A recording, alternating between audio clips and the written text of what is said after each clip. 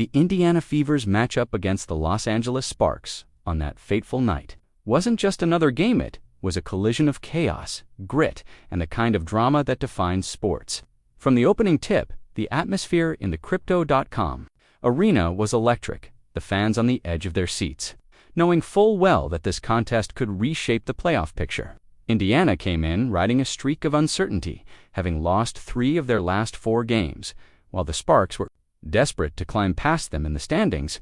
What nobody expected was just how high the stakes would soar in the final. 10 seconds, a span of time that would stretch into what felt like an eternity, all while leaving Fever fans questioning every call the referees made. As the clock ticked down, the Fever clung to a 1-point lead, 76-75. The arena's roar was deafening.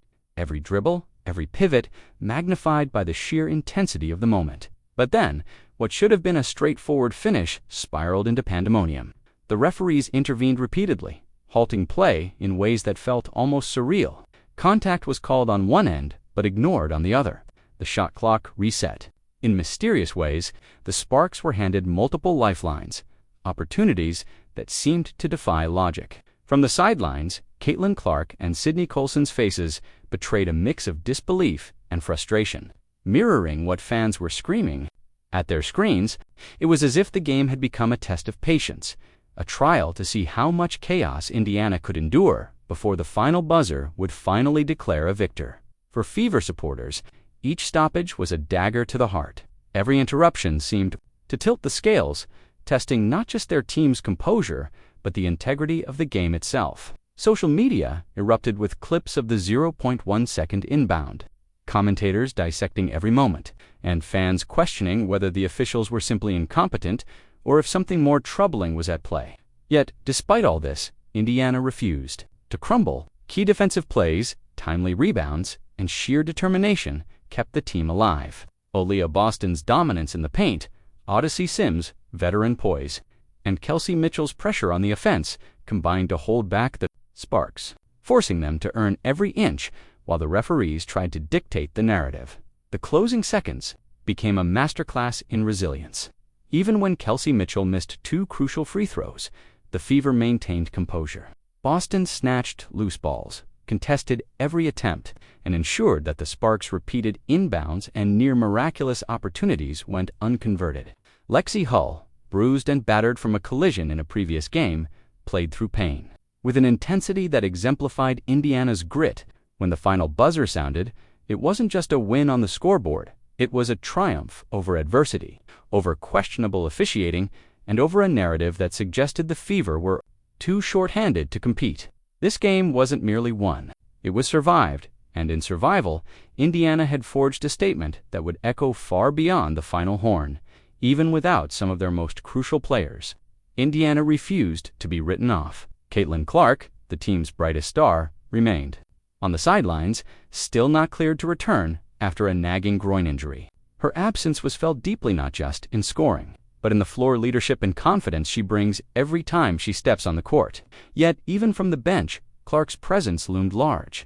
Every grimace at a questionable call, every emphatic gesture reminded her teammates that they were fighting not just for a win, but for the integrity of the game itself. Her voice became a silent rallying cry, a reminder that the Fever's story this season wasn't just about statistics, it was about heart, resilience, and refusing to yield when the odds stacked against them.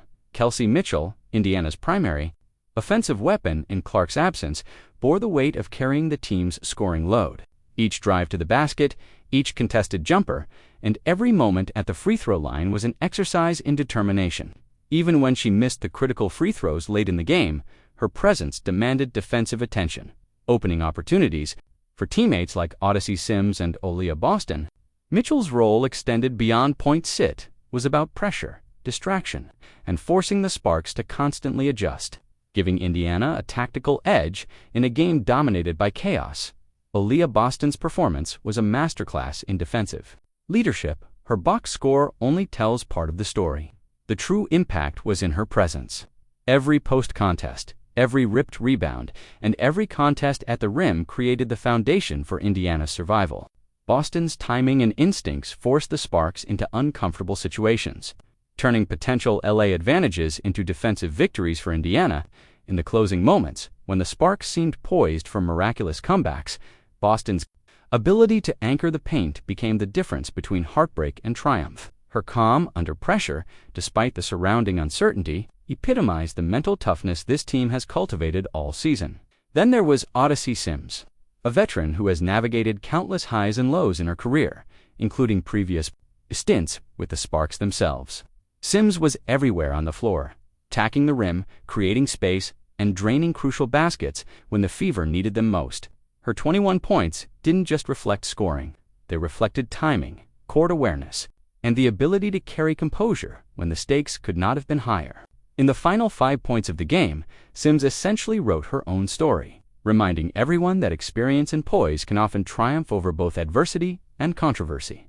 Lexi Hull, perhaps the most striking example of grit, played with visible injuries, sporting 2 blackened eyes from a collision in the previous game. Yet she dove for loose balls, sprinted back on defense, and contributed to crucial spacing when shots weren't falling. Hull embodied the team's next woman-up mentality, proving that toughness isn't measured by stats alone. Every possession she fought for, every hustle play she executed, became a symbol of the Fever's collective will to survive, and ultimately, to prevail. Together, these players formed a mosaic of resilience. Each had a role, each carried a burden, and each responded with determination. Where injuries and absence could have crippled the Fever, they instead became a rallying point. The synergy between veteran poise, youthful energy, and strategic execution turned what could have been a disaster into a defining victory. And in the background of every play, the echoes of Clark's leadership, even from the sidelines, reminded the team that their fight was far greater than a single game it was about, proving they could endure, adapt, and win no matter the chaos around them. Indiana's triumph over the Sparks was as much about strategy as it was about individual heroics. Coach Stephanie White faced a daunting puzzle before tip-off. Several starters were unavailable, including Clark, Sophie Cunningham, Sydney Colson, and Arie McDonald. Each absence removed vital scoring options, ball handling depth, and defensive versatility. Yet White's rotations revealed a masterclass in adaptability. She leaned on her remaining veterans and role players, emphasizing defense, spacing, and high-energy plays that could compensate for the missing firepower. Every substitution was calculated, every possession orchestrated to force the Sparks into uncomfortable situations and prevent the chaos from tipping in LA's favor. What unfolded on the floor was a testament to teamwork. Indiana's defensive schemes applied constant pressure, with players rotating seamlessly to cover gaps, contest shots, and crash the boards. Even when the Fever offense struggled to find rhythm, the team's cohesion and focus forced second-chance opportunities and turnovers, often at pivotal moments. The synergy of Sims, Boston, Hull, and Mitchell wasn't just a stopgap. It was a demonstration of a team capable of thriving under adversity, a squad that had internalized the mantra that effort and intelligence could overcome raw talent and controversial circumstances alike. Yet the game's tension wasn't confined to player performance alone. The officiating added a layer of drama that no one could have scripted. Multiple questionable calls, odd clock resets, and the infamous 0.1 second inbound gave the Sparks repeated opportunities that would have discouraged any other team fans. Erupted online, videos of the final moments spread across social media, and the WNBA's refereeing standards once again became the focus of heated debate. Caitlin Clark's post-game reaction amplified this conversation. Sitting on the bench, she didn't just observe, she spoke out. Her frustration mirrored what fans had been expressing all season: inconsistencies, soft fouls allowed at crunch time, and a sense that the officials were failing to protect fairness and integrity on the court. Clark's influence turned the narrative from a single controversial finish into a league-wide discussion about accountability and consistency. Colson's commentary added another layer of depth. Though sidelined with injury, she highlighted how Kelsey Mitchell often doesn't get the calls she deserves and how physicality goes unchecked. Putting players in a position where competing feels like survival, the veterans' voices combined with the league's brightest young star created a chorus of accountability that no one could ignore. What might have been a simple, hard-fought game became a microcosm of broader concerns, showing that the Fever's resilience wasn't just physical or tactical light, was psychological and principled. Into this mix came the promise of change. Caitlin Clark's gradual return to practice, footage of her running through pregame drills, hitting jumpers, and moving without obvious discomfort has sparked hope among fans and teammates alike. While no definitive date has been set for her return, her presence signals more than just potential. Points on the board. It's a morale boost, a psychological shift that turns the team from scrappy survivors into genuine contenders.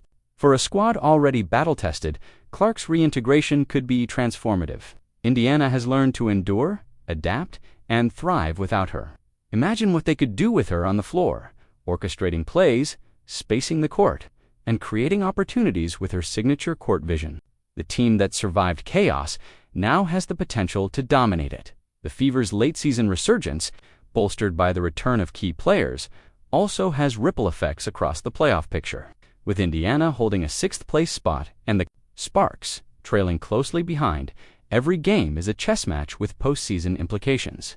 Teams around the league now face a recalibrated Indiana team that has proven it can survive adversity, withstand officiating controversies, and execute under pressure. The playoff narrative has shifted. What once seemed like a tenuous foothold is now a platform for potential greatness. The combination of grit, talent, and leadership ensures that Indiana will be a team no opponent can take lightly.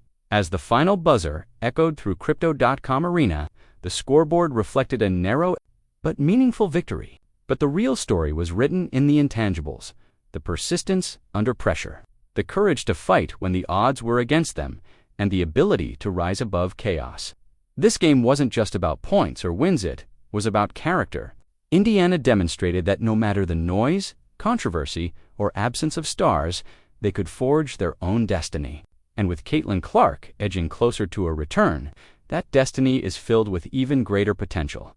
In the broader context, this game encapsulates both the beauty and frustration of professional basketball. It's a reminder that the sport is as much mental and emotional as it is physical. It's about leadership, resilience, and the unyielding belief that no moment is too chaotic to overcome. Fans, analysts, and players alike now understand that the Fever are more than a team. They are a narrative in motion, a story of perseverance, adaptability, and courage. Whether facing questionable officiating, missing stars, or high-pressure scenarios, Indiana has shown it can endure, and perhaps more importantly, that it can flourish. The lingering question, of course, remains: how much further can this team go once Clark is fully back on the court? Will they convert their hard-earned resilience into playoff dominance? Can they carry the momentum from survival into triumph? And finally, will the league address the officiating concerns that have repeatedly overshadowed pivotal moments? For Fever fans, these questions are no longer hypothetical. They are the next chapters in a story, already rich with drama, triumph, and promise. One thing is certain: the Indiana Fever have redefined what it means to fight through adversity. They've shown that talent alone doesn't guarantee victory, that perseverance and unity can carry a team through storms, both literal and metaphorical. With a roster hardened by challenges, a star ready to return, and a coaching staff that knows how to maximize every opportunity, Indiana's future is more than hopeful, it is formidable. And for everyone watching, from fans in the stands to followers across social media, one message rings clear: never underestimate the power of resilience, grit, and a team that refuses to back down.